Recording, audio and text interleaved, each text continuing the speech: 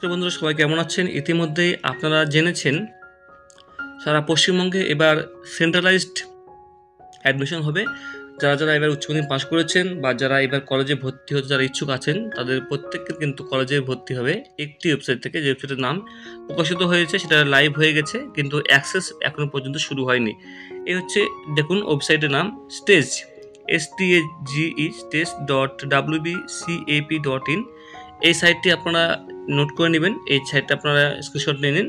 এই সাইটটি লাইভ করে দেওয়া হয়েছে। তাছাড়াও যে টোল ফ্রি নাম্বার দেওয়া হয়েছে সেই নাম্বারটা হচ্ছে 1800 102 8014 নাম্বারটা আমরা বলছি 1800 102 8014।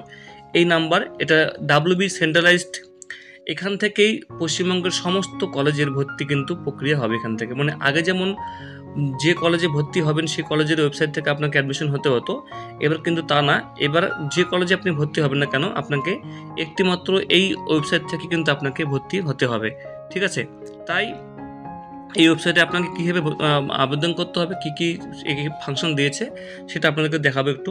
এই ওয়েবসাইটে লঞ্চ করে দেওয়া হয়েছে, কিন্তু এখানে বলছে সিকিউরিটি পিন। এই সিকিউরিটি পিনের জন্য আপনারা অ্যাক্সেস করতে পারছেন না। দুদিন পরে এই পিনটা চাইবেন আর আপনারা লাইভলি অ্যাক্সেস করতে পারবেন বা এখানে ভর্তি হতে পারবেন। যদিও এখনও পর্যন্ত কোনো ভর্তি নোটিশ দেওয়া হয়নি।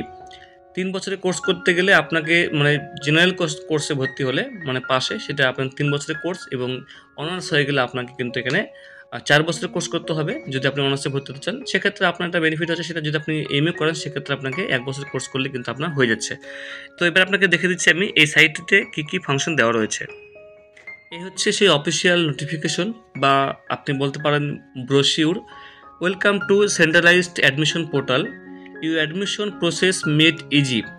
তো এখান থেকেই সারা পশ্চিমবঙ্গের অ্যাডমিশন হবে এবং এখান থেকে আপনাকে অ্যাডমিশন হতে হবে। তো এখানে দেখুন সেই পুরো পোস্ট এখানে দেওয়া রয়েছে। এই হচ্ছে পোর্টালের মেন যে হোম পেজ, সেটা হচ্ছে এই হোম পেজ। এখানে প্রথমত আপনাকে রেজিস্টার করতে হবে। এখানে রেজিস্টার নাও বলছে, তো আপনি এখানে রেজিস্টার আপনাকে করতে হবে। রেজিস্টার করার পরে কিন্তু আপনার বাকি কাজগুলো কিন্তু আপনার কমপ্লিট হবে, ঠিক আছে? তো আপনাকে প্রথমত কী করতে হবে, রেজিস্টার করতে হবে। এবার রেজিস্টার করার পরে আপনার ইমেল আইডি মোবাইল রেজিস্টার করার পরে আপনি পরবর্তী নিচে চলে যাবেন। এরপরে আপনার 3টা স্টেপ আছে, 3টা স্টেপে আপনাকে অ্যাডমিশন হতে হবে। প্রথম স্টেপ এখানে দেওয়া রয়েছে, এখানে ক্রিয়েট ইওর ওন প্রোফাইল, আপনাকে প্রোফাইল তৈরি করতে হবে। এখান থেকে আপনি চেঞ্জ বা কিন্তু আপনি আপডেট করতে পারবেন। দ্বিতীয় স্টেজে বলা হয়েছে চেক এলিজিবিলিটি, আপনি কলেজে ভর্তি হতে পারবেন কিনা, আপনার কত পার্সেন্ট 2024 নিয়ম অনুসারে কত টাকা ভর্তি হতে লাগবে এবং কী কী কোয়ালিফিকেশন বলছে কোয়ালিফাই করার জন্য ক্রাইটেরিয়া, সেটাও কিন্তু প্রকাশিত করা হবে। যখনই নোটিশ দেবে আপনাদেরকে আমি A to Z জানিয়ে দেবো। এখানে চেক এলিজিবিলিটি বলছে, এরপরে বলছে অ্যাড টু প্রেফারেন্স লিস্ট। এখানে আপনাকে প্রেফারেন্স লিস্ট দিতে বলছে, আপনার পছন্দ অনুযায়ী আপনি কী কী কোর্সে ভর্তি হতে চান এখানে বলা হয়েছে। এখানে ইউনিভার্সিটি আপনি চেক করতে পারবেন, বাই ডিস্ট্রিক্টে বাই ইউনিভার্সিটির নাম চেক করতে পারবেন, কলেজের নাম চেক করতে পারবেন, সমস্ত কিছু এখানে দেওয়া রয়েছে। এছাড়াও আরও রয়েছে এখানে নিচে, যদি আপনি স্ক্রল করে দেখেন তাহলে এইটা হচ্ছে পুরো ওয়েবসাইট। এখানে দেখুন পুরো স্ট্রাকচার এখানে দেওয়া রয়েছে, কলেজের নাম এখানে দেওয়া রয়েছে A to Z, English, honours, সমস্ত কিছু কিন্তু এখানে একটা করে কোর্সের নাম এখানে দেওয়া রয়েছে।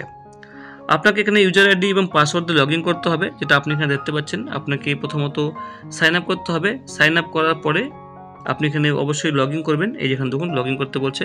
লগ ইন করার পরে আপনি এখানে OTP চাইবে, তো আপনি এখানে OTP দেবেন। OTP দিয়ে আপনি এখানে লগ ইন করে দেবেন। এই দেখুন OTP চাইছে, OTP আপনি দিলেন, তারপরে আপনি লগ ইন করলেন।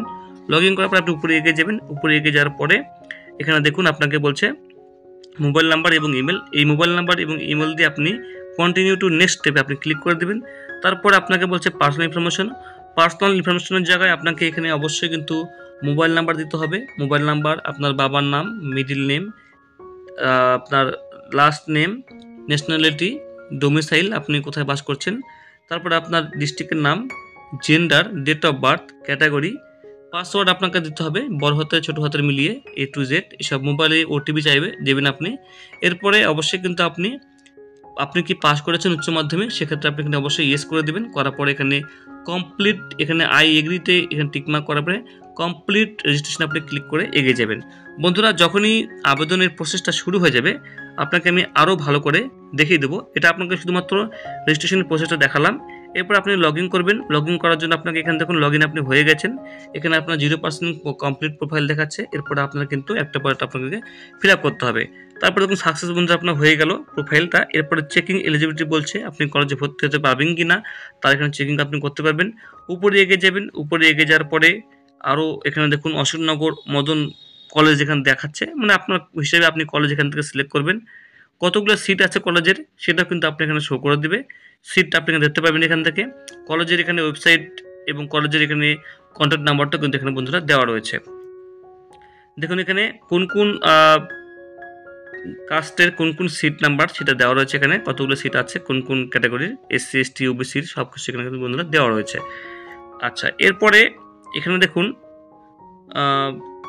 অ্যাডমিশন ফিস কত টাকা লাগবে সেই কলেজে ভর্তি হওয়ার জন্য, সেই অ্যাডমিশন ফিসেরটা কিন্তু এখানে দেওয়া রয়েছে, সেটা কিন্তু আপনি এখান থেকে দেখতে পারবেন।